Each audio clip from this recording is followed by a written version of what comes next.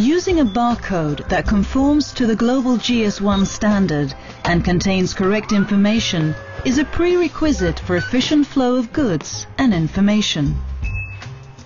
To demonstrate how important good barcode quality and placement are, we will now follow a product flow from warehouse to an ICA store. We start with a visit to ICA's distribution center in Helsingborg. ICA's Helsingborg facility is one of the most modern of its type in Europe.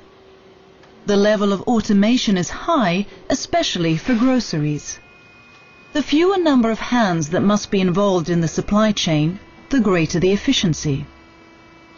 There is a lot that affects handling in a warehouse, but there are two areas where there is considerable potential to improve the flow. And it is in the interest of everybody in the distribution chain out to the store that the flow is as efficient as possible. This is about the labels and the pallets that arrive at the Helsingborg warehouse.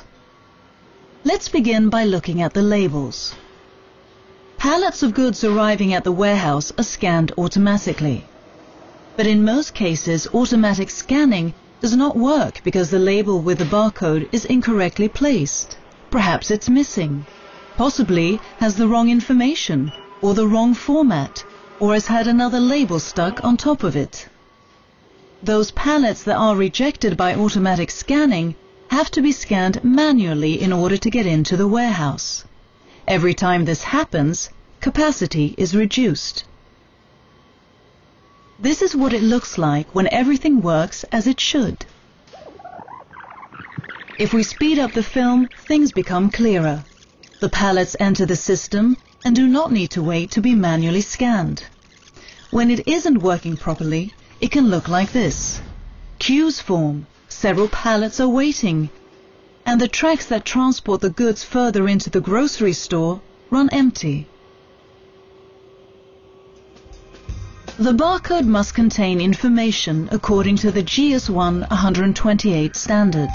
There must be an SSCC as well as the number of cases on the pallet, the best before date if it is required, and a batch number if this is possible.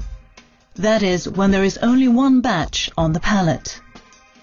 The label must be at least 50 mm in from the edge and between 400 and 800 mm from the base of the pallet. And this is what it looks like on the short end. Today, most of the pallets that arrive have to be scanned manually, which means that the potential for improvement here is very large. We head off to ICA's central warehouse in Västerås, where the goods are handled manually. The cases are picked off the pallet and scanned to ensure that the right products are delivered to the right ICA store.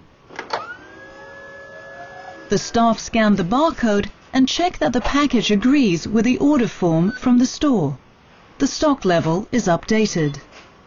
The barcode must be easy to find and easy to scan. If the barcode does not work or if it's incorrectly placed, much time is wasted, and time is money. In addition, there is a risk that the case gets damaged if it must be opened in order to scan the barcode on a consumer package. This is another unnecessary cost, which can be avoided if the barcode is correct from the beginning. In worst case, the outcome is loss of traceability of the case or the wrong product being delivered to the store. The barcode on a case must contain information according to the GS1 128 standard. That is, GTIN, GS1's item number, best before date if required, and batch number where possible. When the goods arrive at the ICA store, the packages are scanned again and checked against the order to ensure that the right products in the right quantities have been delivered. When you as a consumer go shopping, you want it to be efficient and quick.